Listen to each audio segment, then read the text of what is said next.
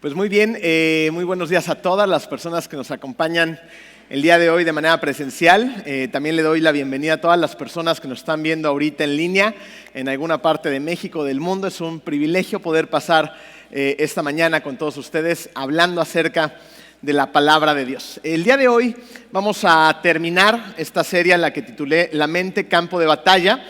Y para empezar a despertar las neuronas, a trabajar nuestro cerebro, yo quiero lanzarles una pregunta que va a ser el parteaguas del mensaje del día de hoy.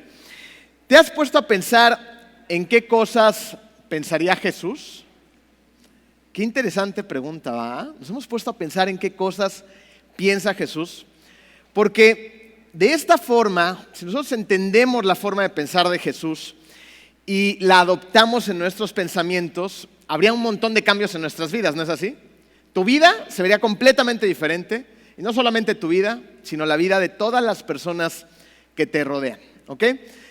Antes de entrar en este apasionante tema, vamos a ponernos en sus manos para que nos permita precisamente entender sus pensamientos. Vamos a orar. Querido Dios, te doy muchas gracias, Padre, porque el día de hoy has permitido que muchas personas vengan a tu iglesia a alabarte, a escuchar tu palabra, Señor, de manera presencial y también en diferentes partes del mundo. Te doy gracias, Señor, porque me das el privilegio de poder compartir tu palabra y te pido, Señor, que seas tú el que hable y no yo. Sé tú el que le dé calma y tranquilidad a nuestro corazón y a nuestros pensamientos y que podamos el día de hoy terminar de cerrar esta serie que ha sido de utilidad para mi vida y espero que para la vida de muchas personas más. Te amamos, Padre, en el hermoso nombre de tu Hijo Jesús. Amén. Muy bien. Durante esta serie hemos venido hablando acerca de una batalla, de la batalla que se libra en cada una de nuestras mentes. Y yo espero que el día de hoy ya estemos mucho más conscientes que estamos en medio de una guerra en donde Satanás ha venido intentando ganar terreno a través de varias estrategias y la principal de estas es la estrategia de la mentira. Las mentiras tratan de construir estos grandes muros en nuestra mente para mantenernos aislados y atrapados. Y a través de la serie hemos aprendido que tenemos que ir a la ofensiva para recuperar ese campo que el enemigo a veces ha venido ganando y que la mejor manera de hacerlo es con una poderosa arma que radica en la palabra. Pero miren, la palabra de Dios, una vez plasmada en la Biblia, tiene evidentemente la capacidad, la fortaleza y la verdad absoluta de transformar nuestros pensamientos. Pero esta arma radica su fuerza finalmente en que logremos pensar como Jesús. Si nosotros lográramos pensar como Jesús, entonces estaríamos teniendo a nuestra disposición en este contexto de la guerra una arma de destrucción masiva que podríamos lanzarle al enemigo para destruirlo por completo, ¿ok? Si nosotros logramos pensar como Jesús lo haría, entonces, por consiguiente, ¿qué creen que pasaría? Actuaríamos como Jesús lo haría. Y tú podrías pensar en este momento, Emilio, eso me resulta imposible. Jesús, el Hijo de Dios, perfecto, una sabiduría inagotable, un amor impresionante. Y la verdad es que tal vez yo pueda llegar a mejorar un poco mis pensamientos, ¿no? Cambiando mis pensamientos, cambiar mi actuar, pero jamás voy a poder pensar como Él lo haría. Esto es una mentira. 1 Corintios 2:16 dice, ¿quién ha conocido la mente del Señor para que pueda instruirlo? Nosotros, por nuestra parte, tenemos, ¿qué? La mente de Cristo. Tenemos la mente de Cristo, ¿lo pueden creer? Podemos creer que es imposible pensar como Jesús, pero sí podemos, nos lo acaba de decir su palabra. Lo podemos hacer una vez que Él entra a nuestra vida, porque cuando Él entra a nuestra vida, todo se transforma nuestra mente. Pero no solamente se transforma nuestra mente, varias áreas de nuestra vida sufren una transformación profunda. Ezequiel 36, 26 y 27 dice, les daré un corazón nuevo y pondré un espíritu nuevo dentro de ustedes. Les quitaré ese terco corazón de piedra y les daré un corazón tierno y receptivo. Pondré mi espíritu en ustedes para que sigan mis decretos y se aseguren de obedecer mis ordenanzas. Entonces, como seguidores de Cristo, tenemos una mente nueva, tenemos un corazón nuevo y tenemos también un espíritu nuevo. Hemos sufrido una transformación total y radical, ¿ok?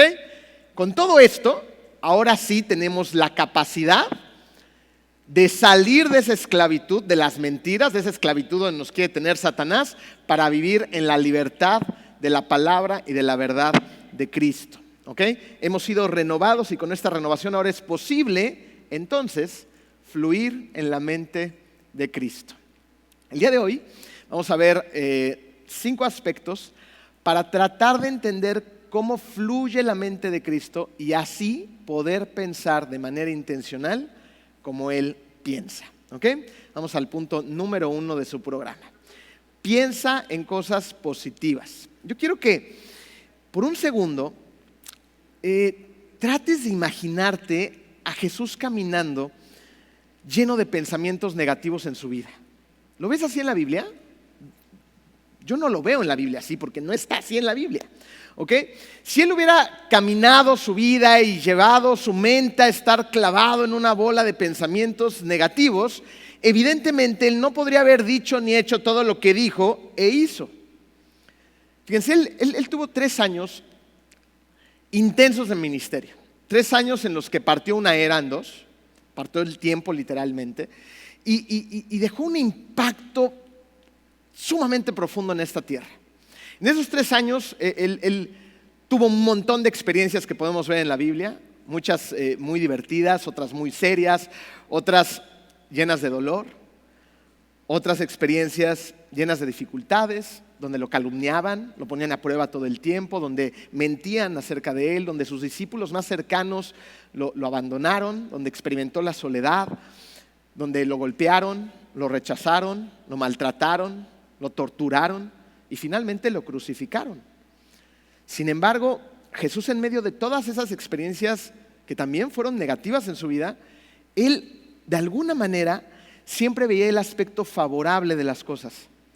Él encontraba enseñanzas a partir de todo tipo de experiencias para enseñar lo que era cierto y verdadero.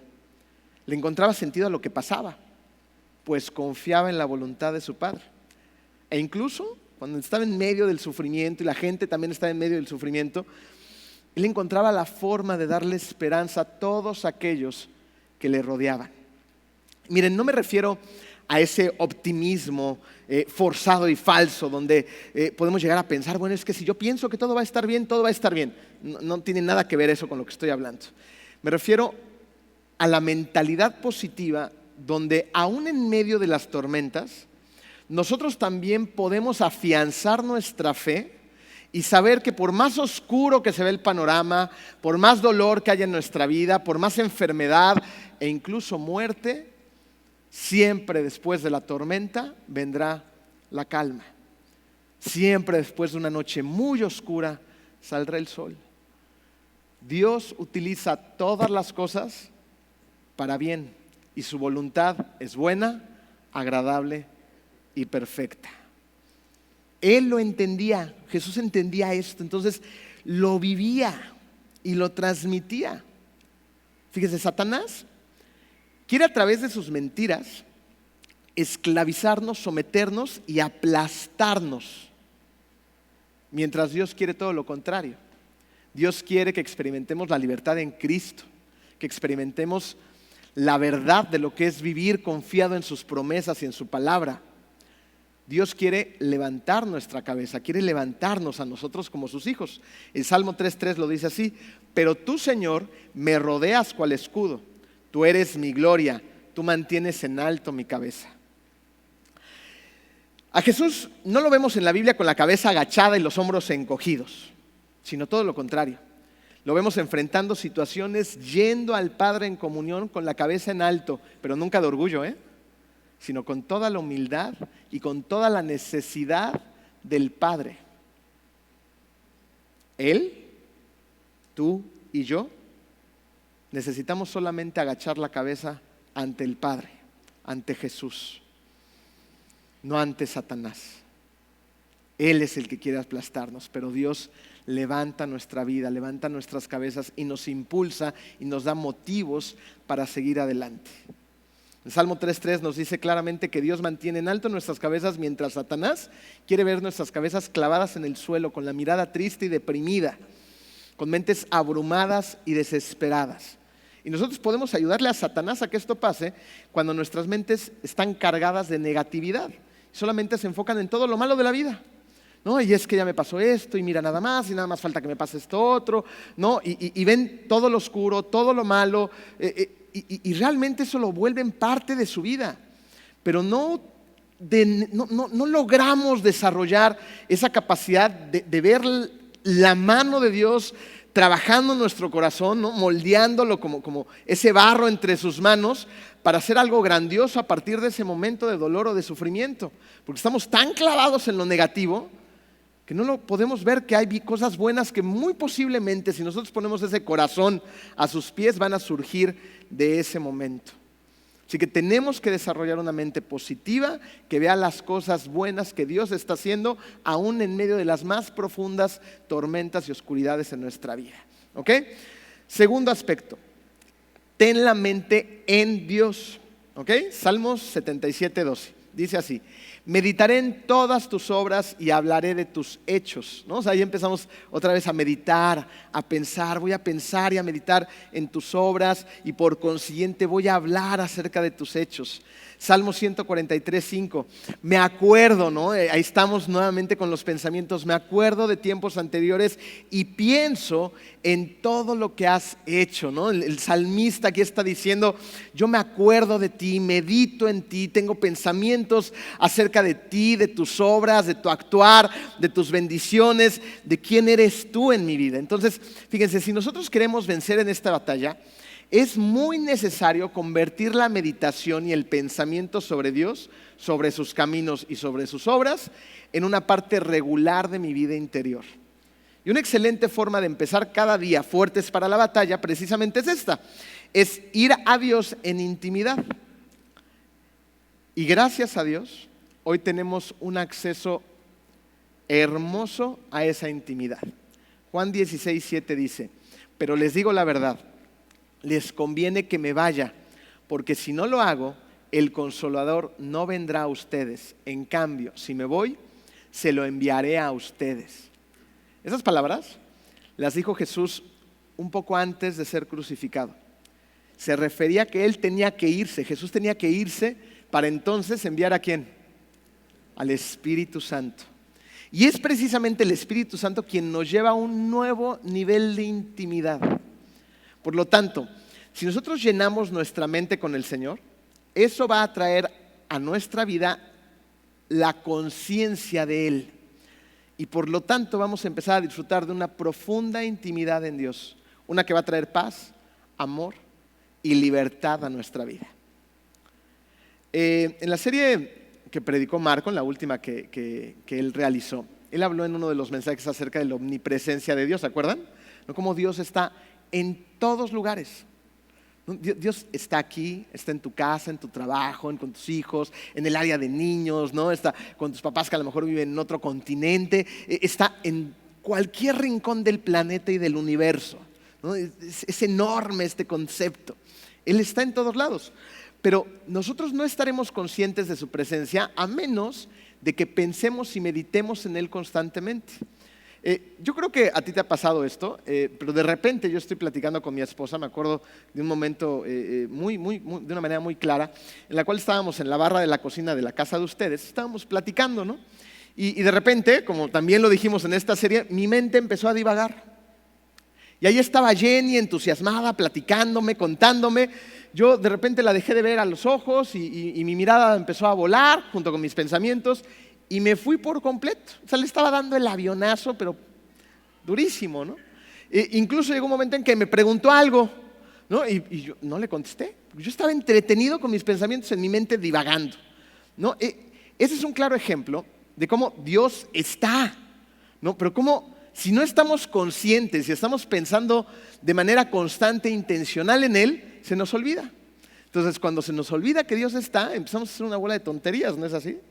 Entonces, Dios está aquí, a donde quiera que vayas, en donde quiera que estés, pero tenemos que tener nuestra mente en Dios. Jesús lo hacía así, no lo puedes ver en la Biblia, en todos lados está escrito.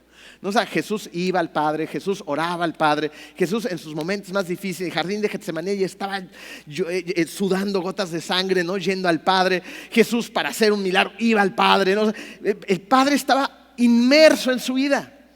Entonces nos dice claramente cómo nosotros tenemos que también, al igual que Jesús, tener nuestra mente en Dios. ¿Ok?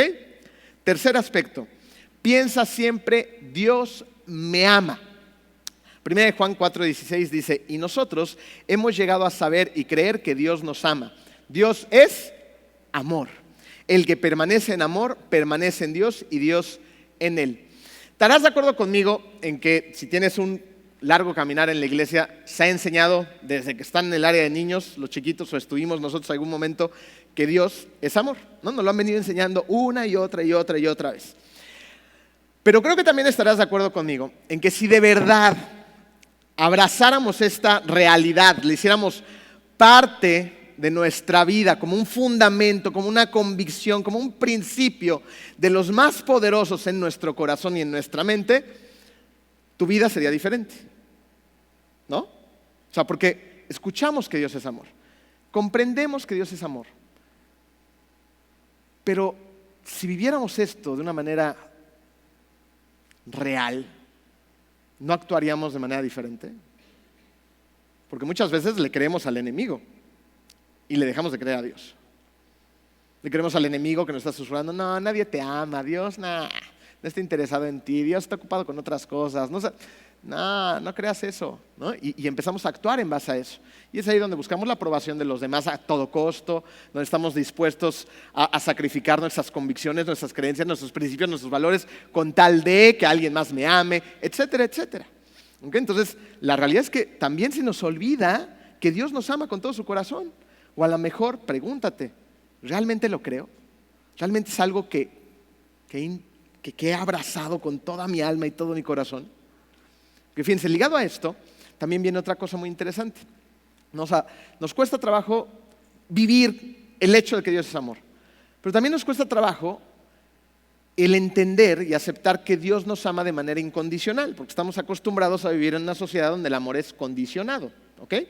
Entonces, como es lo que estamos acostumbrados a sobrellevar y a convivir, pues también a veces, aunque digamos que no, vivimos como si Él condicionara nuestro amor. Su amor hacia nosotros, perdón. Y eso es una mentira también, porque su amor es incondicional. No importa lo que tú hagas o dejes de hacer, Dios te ama con todo su corazón. ¿Ok? Y esto ayudaría a ser conscientes acerca de su amor incondicional, porque si creemos la mentira de un amor condicional, el efecto que esto tiene es que nos vamos a terminar alejando de Él. ¿Por qué? Porque entonces lo relacionamos con un amor como el de los demás, donde estamos condicionados a su amor y creemos que Él nos va a castigar por todas las cosas que hacemos. ¿Ok? ¿Vamos a sufrir las consecuencias de nuestros actos? Claro que sí. ¿Ok? Pero eso no quiere decir que Él esté en una nube escondido ahí con un látigo o un trueno. ¡Pah! Otra vez tú, ahí te va, ¿no? Para nada. ¿Ok? Fíjense.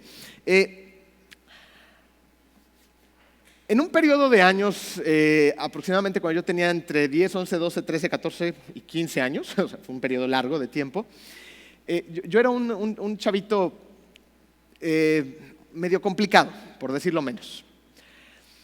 Hubo una temporada en la cual mi hermano tenía motocicletas en la casa y había una en particular, una moto de pista, que a él le gustaba mucho, una moto rápida, deportiva. Y él me lleva 13 años de edad de diferencia, ¿no? Entonces ahí estaba ya el hermano chiquito, yo tenía creo que como 12, 13 años, y estaba ayudándole a pasarle el desarmador, las pinzas, esto y lo otro, para que arreglara su moto y le cambiara creo que un foquito de la calavera. No funcionó el dichoso foquito de la calavera y me dijo, oye, pues acompáñame a la refaccionaria a comprarle el foquito, ¿no? Entonces con tal de subirme a la moto, sí, a donde quieras vamos, ¿no? Yo quería estar arriba de esa moto. Entonces, como íbamos tan cerquita, la refaccionaria estaba a unos 5 minutos de la casa, dejamos los cascos porque pues, íbamos muy cerquita, ¿qué va a pasar, no? Llegamos a la refaccionaria, no había el dichoso foquito, entonces teníamos que ir a otra que estaba más lejos y vimos una nube de humo y mi hermano me dijo, oye, vamos a ver qué se está quemando, ¿no? O sea, ahí van los chismosotes. ¿No? Entonces, otra vez yo feliz, ¿no? Más pretexto para seguir en la moto y mi hermano iba de repente, le daba sus arrancones, ¿no? Y yo abrazado con él, si entiendes, o sea, así tipo Top Gun, ¿no? Bueno, para no hacerles el cuento largo, íbamos camino a la otra refaccionaria y de repente estábamos en un camino de 2 vías nada más, con unas banquetitas diminutas, en una calle sumamente angosta, y estaba estacionada una camioneta del lado derecho de la banqueta, obstruyendo toda la banqueta y la mitad de la calle, ¿no? Y de repente, de la nada, se echa en reversa la camioneta y ¡fum!, tapa todo el camino. No había manera de esquivarlo por ningún lado y fue muy rápido todo. Mi hermano no alcanzó ni a acariciar los frenos de la moto. Entonces nos estrellamos contundentemente contra la camioneta. Mi hermano salió disparado de la moto y se estrelló de frente contra las puertas de este vehículo. Se le dislocó por completo una rodilla, tuvo una fractura en el tobillo, ¿no? Y yo, como estaba flaquito en aquel entonces, me resbalé por su espalda y salí como Superman, así, ¡fum! Entonces volé por encima de la camioneta, literal, ¿no? Entonces, del Top Gun que iba a disfrutar la camioneta, la motocicleta ahora estaba en la torre que me voy a dar, ¿no? Entonces caí en el pavimento y me fui deslizando en el pavimento, raspándome de una manera muy interesante, ¿no? Estas son quemaduras por fricción. Entonces toda la tierrita del pavimento se me enterró por diferentes partes del cuerpo. Fue largo el trayecto que yo me deslicé en el suelo y terminé frenando la velocidad de la caída con una banqueta en la frente. Entonces pues, me destrocé la frente, me traté de parar y cuando me paré yo no veía nada de la cantidad de sangre que estaba cayendo de mi cara y yo me veía ensangrentado para donde voltearas, ¿no? O sea, era una mole de sangre. De inmediato se acercaron todas las personas que iban caminando por ahí, salieron los vecinos. Fue un accidente muy aparatoso. El de la camioneta se dio a la fuga, se fue, la moto quedó destrozada en el piso. Llegó la ambulancia muy rápido, nos subieron a la ambulancia y nos dirigimos a la Cruz Roja.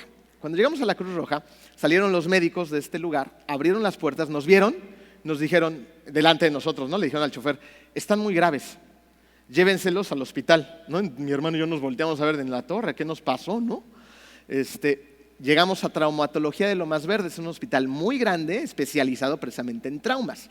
Entonces entramos, coincidentemente, la doctora, la cirujana que me atendió cuando entramos otra vez a urgencias, fue la misma que me había atendido cuando me quedé sin dedos. Entonces me ve y me dice, Emilio, ¿otra vez tú? Te vamos a dar tu calendario, a ver, pásale, ¿no? Ya me empezaron a coser, a limpiar, todo, ¿no? Mi hermano no estaba tan mal tampoco, no sé ni qué le hicieron en la pierna, se la acomodaron. Bueno, nos llevaron a una sala de espera dentro de urgencias que estaba muy lejos de la puerta principal. Ya ven que en las puertas de urgencias siempre están todos los policías, ¿no? Ahí impidiendo que los familiares entren para que no hagan un desorden. Bueno, llegó mi mamá. Entonces estábamos hasta dentro del hospital, un hospital muy grande, ¿no? Y desde que se abrieron las puertas de urgencia, mi hermano y yo dijimos, ya llegó mamá. Unos gritos, ¡mis hijos! ¿No? O sea, yo creo, no lo vi, pero yo creo que aventó al policía, se metió a toda velocidad, preguntó dónde estábamos, la llevaron con nosotros y ahí empezó otro momento, ¿no? De la historia. 1 Juan 4:18 dice, sino que el amor perfecto echa fuera el temor. El que teme espera el castigo, así que no ha sido perfeccionado en el amor. ¿Por qué les cuento todo esto?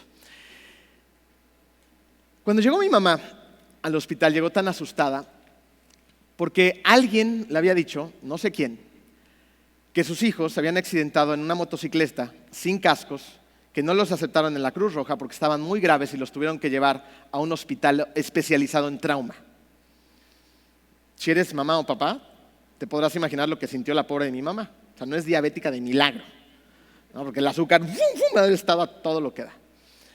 Cuando llegó al hospital, tú podrías imaginarte que pues, la mamá o el papá iban muy enojados por lo que hiciste, ¿no? Y ¡ay! Te dan ganas de hacerle algo a tus angelitos.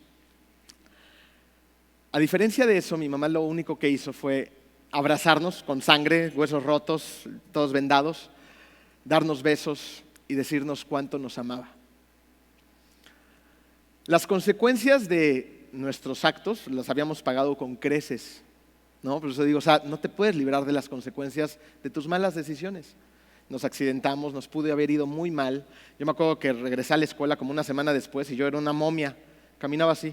de tantas gasas, vendas, collarín. O sea, no podía moverme, no me podía sentar bien. Y pues todos en la escuela se reían de mí, como no te imaginas, ¿no? O sea, era la comidilla de todos los salones. Tuve que pagar las consecuencias sociales, de dolor, ya nunca más hubo motos en mi casa, ¿no? O sea, se acabó las motocicletas, porque evidentemente hay consecuencias de tus actos, pero por lo menos a mí, seguramente a mi hermano sí le fue como en feria porque era el grande, ¿no? Pero yo no tenía miedo de que mi mamá y mi papá llegaran. Yo quería que mi mamá y mi papá llegaran. Quería que me protegieran, quería que estuvieran conmigo, quería sentir su cariño, sin importar todo lo demás. Y sabía que lo iba a tener. Cuando nosotros tenemos una idea equivocada del Padre, lo que hacemos es alejarnos de Él cuando cometemos errores. Y eso es una mentira que el enemigo quiere que creas. Es que pequé y me alejo, y es que volví a pecar y me alejo más, y pequé y me sigo alejando y me sigo alejando, hasta que estás tan lejos del Padre que te da igual pecar o no. El Padre quiere que vayas a Él, que cuando nos equivoquemos, corramos a sus brazos y Él nos muestre una y otra vez el amor perfecto que tiene para nosotros. El saber que Dios nos ama de manera incondicional nos debería de impulsar a tomar mejores decisiones y no a enfocarnos de manera negativa en los pecados que cometemos, sino a tomar conciencia de ellos para alejarnos de estos. Pero lo que es verdad es que muchos cristianos, seguidores de Cristo, desperdician mucho tiempo, desperdiciamos vida sintiéndonos mal por conceptos negativos acerca de nosotros mismos. Ideas erróneas de cómo Dios debe de estar tan enojado por lo que hiciste hace 10 años, ¿no? Porque tú no te has perdonado eso, pero Dios sí. ¿Por qué seguimos desperdiciando el tiempo valioso que Dios nos sigue regalando, metidos en mentiras del pasado, en equivocaciones del pasado, en pecados del pasado, que fueron pagadas con un altísimo precio? Jesús tuvo que ir a la cruz y derramar su sangre preciosa para que podamos tener una relación perfecta con el Padre. Y nosotros, en lugar de enfocarnos en esa verdad, nos enfocamos en la culpa,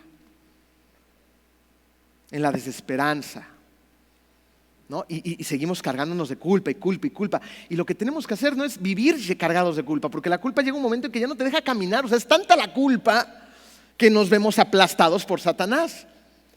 La idea es que esa culpa sufra una transformación, ya que hemos sido transformados en nuestra mente, en nuestro corazón, en nuestro espíritu, y se convierte en una convicción. Hay una enorme diferencia entre culpa y convicción. Ahora tengo y entiendo la convicción del pecado.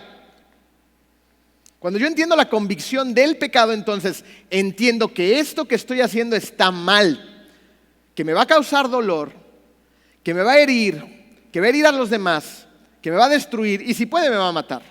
Entonces entiendo que esto me está separando del Padre y que no le agrada a Él. Esa es la convicción que tengo en lugar de la culpa, que me lleva a confesar mi pecado. Voy con Dios, le digo: Dios, perdóname por esto y esto y esto y esto. Busco personas que me acompañen en esta confesión, que sean maduras espiritualmente, más que yo, de preferencia, que oren conmigo. Confieso también mi pecado a personas que me pueden ayudar. Me arrepiento y entonces cambio la dirección y no vuelvo a pecar. ¿Ok? ¿Se acuerdan de esta historia maravillosa que vemos en la Biblia acerca de la mujer adúltera? ¿No? O sea, cómo esta mujer es sorprendida en el acto del adulterio. La cachan los maestros de la ley, los fariseos, ¿no? Y enardecidos, llenos de toda esa podedumbre en su mente y en su corazón, ¿no? Se la llevan a Jesús, se la ponen allí enfrente y le dicen: a ver, Jesús, ¿qué hacemos? ¿No? La ley dice que la podemos apedrear, ¿qué hacemos? Jesús levanta la mirada después de que estaba haciendo algo en el piso con la tierra. Lo siguen tratando de presionar, voltea la mirada, los ve. ¿Y se acuerdan las palabras de Jesús? El que esté libre de pecado, que tire la primera piedra. Y la historia dice que los más viejos Fueron los primeros que tiraron las piedras, se fueron, y luego todos los demás, hasta que solamente quedó la mujer y Jesús. ¿Qué le dice Jesús? Vete y no peques más. Nadie te condena. Vete y no peques más. Esa es la diferencia. Esta mujer que pudo haber vivido llena de culpa, ¿no? Ahora se le dice, vete y ten la convicción de que lo que hiciste estuvo mal. No lo sigas haciendo más mal. Más mal, no lo sigas haciendo más. ¿Ok? No lo sigas haciendo más. Pero sigue adelante. Entonces, sigue adelante. Esto nos enseña cómo los pensamientos se convierten en actos. ¿Se acuerdan? Lo vimos en la serie. Los pensamientos se convierten en actos. Si yo vivo una vida enfocada en mis pensamientos en culpa, ¿cómo vas a vivir tu vida? Con culpa. Pero si tú vives enfocado en la verdad de que se pagó un precio por ti y que vales la pena, que Dios te ama, que Dios te apoya, que Dios te aprueba, pero que no aprueba el pecado, entonces tienes convicción, cambias el pensamiento y lo que piensas finalmente es lo que eres. Ve y no peques más. La transformación de tu vida es posible, pero primero pensemos como piensa Jesús. Enfócate en Dios y cambia tu manera de pensar. Enfócate en que Dios te ama y esta es una realidad. Cuarto aspecto, ten una mente alentadora. Antes de entender cómo tener una mente alentadora, entendamos cómo no es una mente alentadora. Escuchen las fuertes palabras de Proverbios 16-18. El orgullo va delante de la destrucción y la arrogancia antes de la caída. En un punto de mi vida, en ese punto de mi vida, yo no me hubiera considerado para nada una persona orgullosa, ni arrogante. En este tiempo, yo trabajaba en el DIF municipal, tenía una dirección de área, tenía bastante gente a mi cargo, y me llevaba muy bien con mis jefas, que era la directora general y la primera dama. Me habían dado carta abierta para que yo operara, según a mi juicio, y yo estaba como enfocado también en que mi equipo fuera parte de todo lo que se venía haciendo, de hacerlos sentir integrados, de trabajar de la mejor manera posible, ¿no? Y yo creía que lo estaba haciendo así. No fue sino hasta años después que vi un video que nos habían grabado el día de nuestra boda. Contratamos un paquete estos de video y fotografía y parte del video era como pequeñas entrevistas. Entonces, cuando yo ya estaba terminándome de alistar para salir a ver a la novia, me hicieron una pequeña entrevista. Cuando yo vi esa entrevista años después, sentados en la sala de la casa, tuve un montón de sentimientos encontrados. Y les confieso que me di asco. Mis palabras, mi forma, mis comentarios eran tan arrogantes. Yo creía que todo se trataba de los demás. No es cierto, todo se trataba de mí. Y mi trabajo lo estaba utilizando como una plataforma para que yo creciera. Y hacía todo para que todos me voltearan a ver a mí. Y no alentaba a la gente, utilizaba a la gente. Le hacía creer que la alentaba. Era un muchachito arrogante y orgulloso. Pero Dios, en su infinita misericordia y en su gracia, utiliza los procesos de la vida para transformar tu corazón. Fíjense lo que es la vida. En ese entonces teníamos la mesa servida. Mi papá era el síndico del municipio. La dirección que yo tenía era una buena dirección y cuando yo llegaba al municipio, a eventos, esto, el otro, pues la gente nos respetaba mucho, ¿no? Por mi puesto, pero también porque era el hijo del síndico, sea dicha la verdad.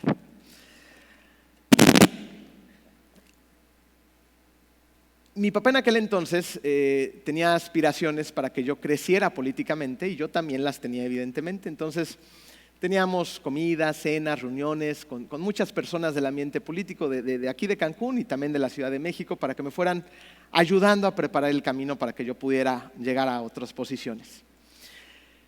Cuando todo esto se estaba empezando a consolidar, todo lo que veníamos haciendo se cayó en un abrir y cerrar de ojos. La persona para la que trabajábamos en aquel entonces la metieron a la cárcel. Yo fui creo que la primera persona que despidieron del municipio porque resultaba en una posición incómoda para el siguiente gobierno, el que se mantenía en el poder. Semanas después, mi esposa también trabajaba en el municipio, despidieron a mi esposa y en aquel entonces teníamos un negocito de carnes y embutidos. Entonces dijimos, pues vamos a enfocarnos en el negocio, ¿no? Porque no tenemos de otra, todo se nos vino abajo. Así que colgué la guayabera, los pantalones de vestir, los zapatos bien boleados, me puse los tenis, unos shorts, mi camisa de repartidor y mi cangurera. Agarré una moto y empecé a repartir los sándwiches que empezamos a promover, que no teníamos un clavo. Y entonces, gran parte de mi principal clientela eran las secretarias de los directores del municipio. Me hablaban por teléfono, hablaban al deli, y yo iba en mi moto, con mi cachucha y mi cangurera, llegaba a las mesas donde todas ellas trabajaban, y cuando me veían llegar vestido así, abrían los ojos. Licenciado Emilio. Les entregaba su sándwich, y se veían consternadas porque no sabían si darme propina o no. Les daba pena y yo las animaba a que me dieran propina. Porque en esos momentos la propina es maravillosa. Fueron lecciones duras, yo llegaba oliendo a gasolina, con las manchas de aceite, ¿no? Cansado, adolorido, esquivando coches, pero es que aquí todo el mundo maneja bien decente, ¿no? Y esa fue parte de la primera lección de humildad, porque no terminó ahí. Mi papá en ese momento estaba pasando por el cáncer, él ya estaba mal, y pasaba bastante tiempo hospitalizado, y yo pasaba bastante tiempo acostado al lado de la cama de mi papá en el Hospital General del Seguro Social, en una manta. Y la seguíamos pasando mal, que no me alcanzaban las propinas, ¿no? Entonces le dije a Jenny, ¿no? Y la verdad es que es admirable cómo Jenny ha estado siempre conmigo. Ella viene de una familia en donde no tuvo problemas económicos durante mucho tiempo, hasta que se casó conmigo. Entonces, pues su mamá era la dueña de la fábrica, esto, el otro, y de repente yo le digo a Jenny, ¿sabes qué? Necesitamos vender hot dogs. Y no me alcanza para pagar un local.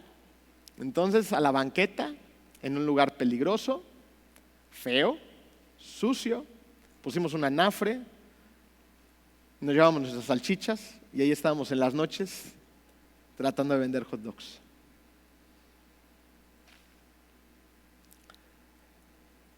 Fueron momentos bien difíciles y muy hermosos que atesoro en mi corazón. Le doy gracias a Dios porque nos permitió pasar por todo ese proceso y me permitió a mí, a través del tiempo, darme cuenta que nada se trata de mí. Todo se trata de los demás. Mi primer mandamiento es: ama a Dios sobre todas las cosas. Y el segundo es: ama a tu prójimo. Pero se nos ve el avión. Y la verdad es que nos convertimos en personas bien orgullosas. Y el orgullo es otra estrategia del enemigo, una estrategia que sirve para dividir. ¿Sabes por qué? Porque el orgullo hace que solamente te concentres en ti, en que tú creas que eres el centro de este planeta. Satanás quiere que creas eso. Y eso es una mentira. Tú no eres el centro de este planeta. Tengo grabadas en mi mente estas palabras tan hermosas de la Biblia. Si quieres que te sirvan, ve y sirve a los demás.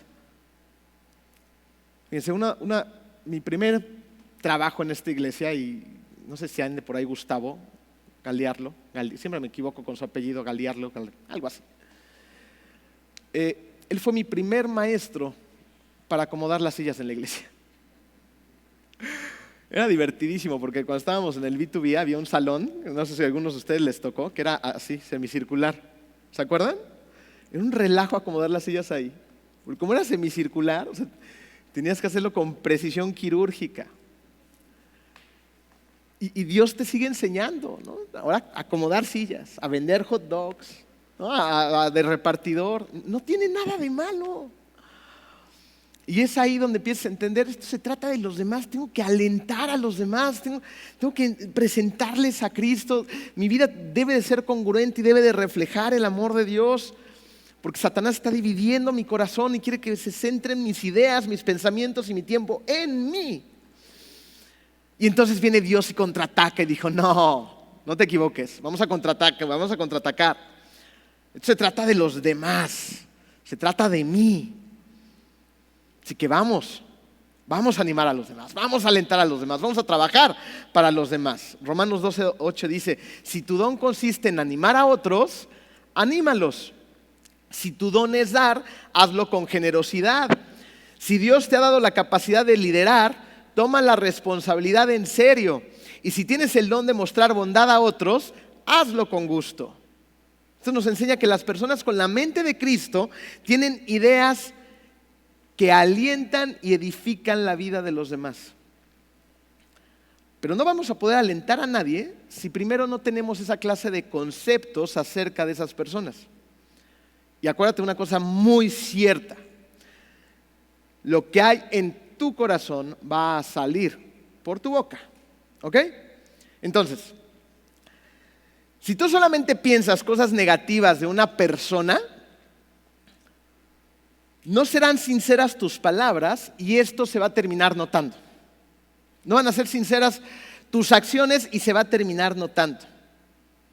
Es por eso que es tan importante ser intencionales en pensar con amor. Y yo sé que hay personas que son difíciles de amar. ¿Las conoces? Yo sé que hay personas que no te caen bien. Yo sé que a lo mejor yo no le caigo bien a todo mundo. ¿Ok? Hay personas que son difíciles de amar, hay personas que nos caen bien, hay personas con las que no compartimos las mismas ideas ni los mismos ideales. Pero la Biblia nos dice en Lucas 6:32 lo siguiente: ¿qué mérito tienen ustedes al amar a quienes los aman? Aún los pecadores lo hacen así. O sea, tenemos que ir y amar a las personas que no amamos. Tenemos que ir y darles palabras de afirmación a las personas con las que no queremos cruzarnos por algún pasillo. Tenemos que ir y alentar a las personas en las que no queremos tener el tiempo con ellas. Porque cuando vamos y amamos a las personas que creemos que no merecen nuestro amor, entonces empieza a madurar nuestro corazón. Entonces estamos pensando como Cristo lo hace. Y eso es justo lo que tenemos que hacer. Tenemos que ir a amar a las personas que no queremos amar.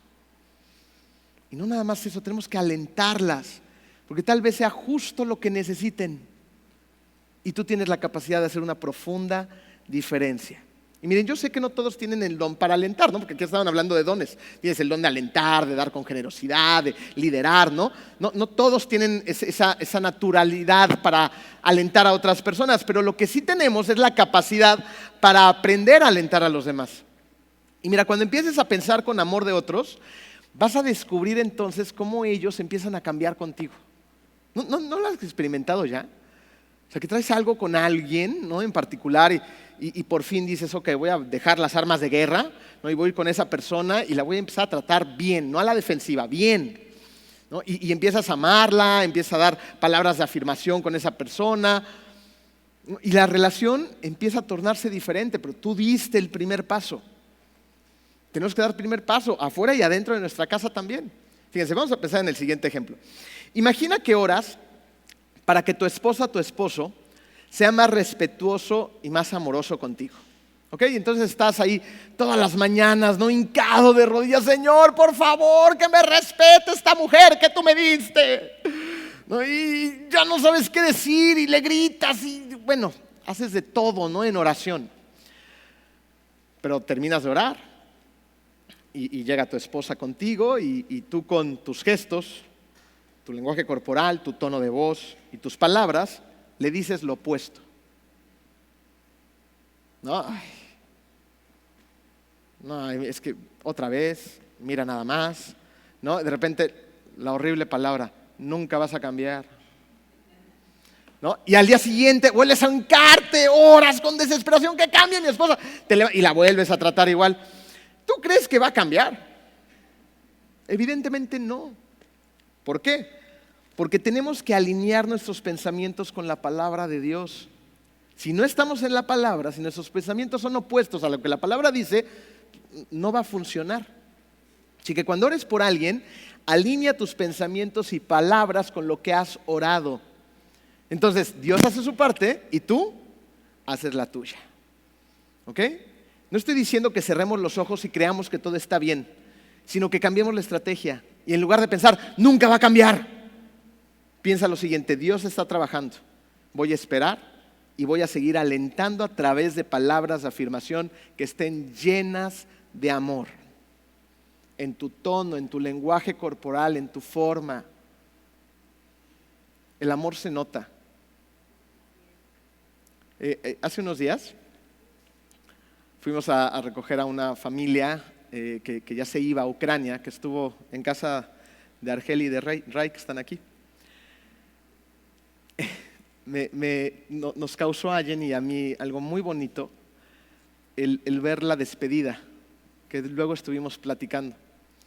Estas familias que vienen de Ucrania, que la iglesia, ustedes están ayudando, abriendo las puertas de su casa para darles albergue mientras logran irse a Estados Unidos. Cuando esas familias están con ustedes, algo surge cuando lo haces de corazón, cuando ayudas de corazón. Y cuando se fueron, a Argelia le temblaba la voz, ¿no? Y estaba llorando y Ray la estaba viendo así con cara de que también se le iban a salir las lágrimas, ¿no? Ya se los querían quedar para siempre. Porque amas de corazón. Y cuando amas de corazón se nota, cuando sirves de corazón se nota. ¿Saben quién es el más transformado? Uno. O sea, uno es el más transformado. Estas personas se fueron con una excelente impresión de Cancún, sí, pero los que han sido transformados durante esos días fueron ellos y los demás que están sirviendo de esa manera a los demás. Tenemos que alentar a las personas, tenemos que amar a las personas, tenemos que quedarnos pero en serio. ¿Ok? Que finalmente eso era lo que hacía Jesús. Él se daba a los demás, ¿no es así? Aspecto número 5 acerca de cómo fluimos en la mente de Cristo. Desarrolla una mente agradecida. En el Salmo 34:1 dice: bendeciré al Señor en todo tiempo. Mis labios siempre lo alabarán. No, en todo tiempo estoy dándote gracias, estoy alabando, estoy reconociendo quién eres tú. Y esto es bien importante. Tenemos que reconocer, alabar, recordar y agradecer todas las cosas buenas que Él nos da sin que merezcamos nada, porque no merecemos nada y aún así Dios nos da manos llenas. Esto nos enseña cómo debemos ser personas agradecidas. Y miren, no solamente llenas de gratitud hacia Dios, Él es lo primero, ¿ok? Pero también tenemos que ser personas agradecidas hacia la gente. Fíjate, cuando alguien hace algo amable hacia ti, sea agradecido y muéstrale tu agradecimiento, ¿no? Ya sea con cortesía, con palabras, con detalles, ¿no? O sea, muéstrale cuán agradecido estás. El que tú logres desarrollar un corazón agradecido va a cambiar por completo toda tu vida y la de los demás, ¿no? Imagina este contexto en tu casa, ¿no? Los que tienen hijos en casa, ¿no? y está ahí su esposa, su esposo. Si tú estás en esta situación y tú de manera intencional le das las gracias a tu esposa por lo que ella hace, aunque se pueda dar por sentado, esto crea una profunda diferencia en la comunicación y en la relación entre los demás y cómo están viendo tus hijos que tratas a tu esposa o a tu esposo, ¿no? O sea, muchas veces el esposo llega de trabajar, esto, el otro, y la esposa, ¿cómo estás? Bien, ¿cómo te fue? Bien. No, pero qué padre es cuando la esposa llega y te dice: oye, Mi amor, gracias por todo el sacrificio, esfuerzo, trabajo que haces. ¿No? Como hombres, qué bueno, mi amor, hay muchas mujeres que trabajan. Gracias también por tu participación en la casa, ¿no? Porque me ayudas, ¿no? Gracias por todo lo que haces por los niños, gracias por cómo nos cuidas, gracias por tus sacrificios, ¿no? Y lo decimos delante de nuestra familia. No, o sea, no se han hecho esto, pero experimentenlo de verdad en una cena de acción de gracias de Navidad. Dense el tiempo de dar gracias y se van a dar cuenta cómo la atmósfera se transforma por completo. Gracias, mamá, gracias, papá, gracias, hijos, gracias, tíos, gracias, abuela, gracias, vecino. O sea, empiezas a transformar la atmósfera del lugar. Hace unas semanas tuve junto con Jenny la oportunidad de apoyar a unos chiquitos que corren y que entrenan con nosotros. Nosotros estamos en un equipo de triatlón. Ya sé que no se me nota mucho, pero hago triatlón. Y bueno, ya hay muchachos más grandes, aquí está Tristan y otros que ya crecieron y ya no los alcanzo por más que me esfuerce. No, pero entró como una nueva generación de unos chiquitos que van a entrenar, que están becados de una casa hogar. Entonces corro mucho con ellos, son niños que tienen 11, 12, 13, 14 años. Bueno, no se imaginan las lecciones de vida que me han dado estos niños. Son unos niños tan lindos, tan educados, tan intencionales. Ellos llegan en su camioneta, que las llevan de esta casa hogar, se bajan todos en conjunto, ¿no? Ustedes los han ayudado en Navidad, ustedes les han comprado tenis y otras cosas, y damos gracias por eso. Entonces se bajan con sus tenis deportivos, muy sencillos, ¿no? Empiezan a estirar y lo primero que hacen es llegar con todos los adultos que estamos ahí, nos saludan de mano, me dicen Don Emilio, no sé por qué me dicen eso, ya no sé, ya me veo medio ruco. Don Emilio, buenas tardes, ¿cómo estás? Me empiezan a sacar plática, los niños de 11 años, ¿no? Que normalmente ignoran a cualquier adulto y corren de ellos. Bueno, estos llegan y te platican, ¿y cómo le fue en la semana? ¿Y cómo va la iglesia, Don Emilio? ¿No? Y dices, estos niños son diferentes, ¿no? Y luego empiezan a correr contigo y se van riendo en el camino y te siguen enseñando cosas, ¿no? Muchos de ellos saben mucho de campo por la historia de vida que tienen o los lugares donde vienen, ¿no? Entonces, de repente nos vamos parando en el camino, ellos te paran, ¿no? Y te dicen, Don Emilio, mire, mire, mire. Y se meten ahí en la selvita, ¿no? Y empiezan a agarrar los chiles del árbol. Mire, Don Emilio, estos chiles ya están listos, lléveselos para su casa para que se haga una salsita, ¿no? Y mire la guaya y esto y el otro, toda la fruta de la región, y te la dan, y te la dan con un gusto impresionante.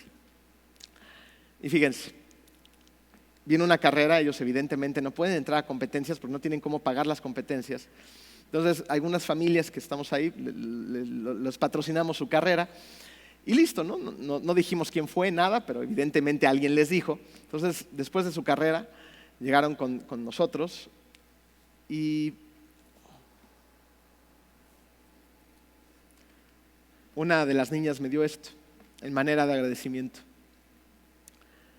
Este detalle lo puse en mi oficina porque no quiero olvidar cómo un niño que no tiene nada le da valor a mi vida. Nada. Esos niños no tienen papás, no tienen recursos, no tienen una familia de sangre. Tienen una familia que lo está sacando adelante en esa fundación y que les está mostrando el camino. Y esos niños le dan valor a mi vida porque son agradecidos, porque están pensando en los demás, porque agradecen cada cosa que nosotros, cualquier detalle que nosotros hagamos por ellos, ellos lo notan y lo agradecen. Tú y yo tenemos mucho más, mucho.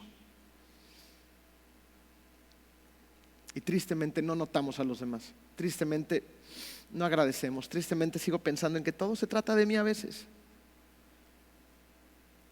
Entonces tiene que llegar un niño y recordarme que nada se trata de mí.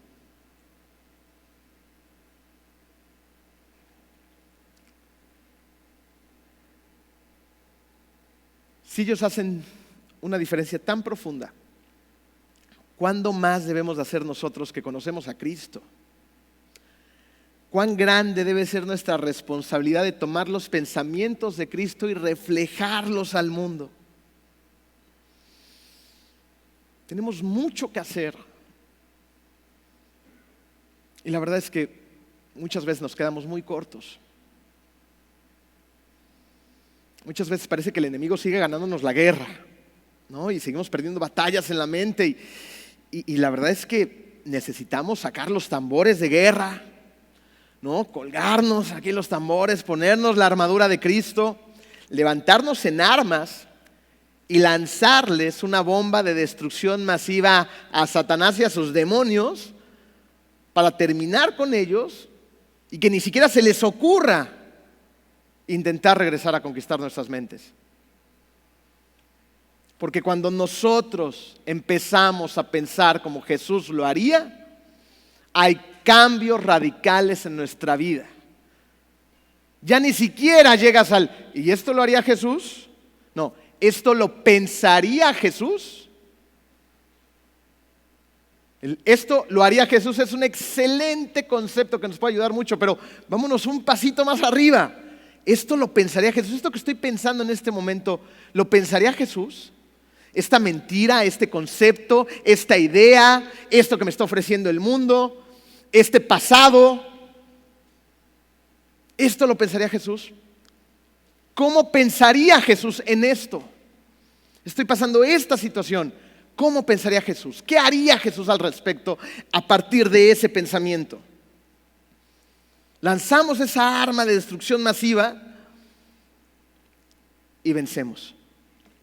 Filipenses 4:8 dice: por último, hermanos, consideren bien todo lo verdadero, todo lo respetable, todo lo justo, todo lo puro, todo lo amable, todo lo digno de admiración, en fin, todo lo que sea excelente o merezca elogio. Esos son los pensamientos de Cristo, esas son las cosas en las que nos tenemos que concentrar. Si tú has aceptado a Cristo, entonces la palabra de Dios dice que tienes su mente.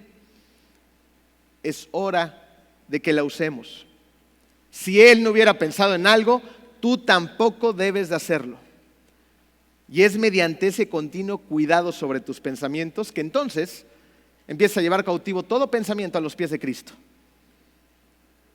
El Espíritu Santo te va a avisar si tu mente se está encaminando en una dirección equivocada. Y es justo ahí donde la decisión es tuya. ¿Vas a fluir en la mente de la carne o vas a fluir en la mente de Cristo? Una lleva a la muerte y la otra lleva a la vida. La decisión es tuya. Escoge la vida. Vamos a orar. Querido Dios, te damos muchas gracias, Padre, porque a través de esta serie nos has hablado, nos has hecho conscientes de muchas cosas. Nos has hecho conscientes que estamos en una guerra, pero también nos has recordado que tú ya ganaste, Señor, que la victoria es tuya. Permítenos, Padre, ser hijos obedientes a tu palabra, escucharte, prestar oído y conocerte de tal manera, conocer a tu Hijo Jesús de tal manera que tengamos la capacidad de caminar en sus pensamientos para actuar de una manera completamente diferente. Te damos gracias, Padre, porque tú has renovado nuestra mente, has renovado nuestro corazón y has renovado nuestro espíritu. Ya no somos iguales a antes, Padre. Hemos sido completamente transformados. Gracias te damos por esto, Padre. Pedimos, Señor, que todas las personas que no te conozcan, estos mensajes los hagan recapacitar y se acerquen cada vez más a ti, para que puedan vivir en vida, en una vida eterna junto al Padre. Y a nosotros, empújanos, danos los motivos necesarios y todo lo que necesitamos, Señor, para vencer en esta batalla de la mente. En el hermoso nombre de tu Hijo Jesús. Amén.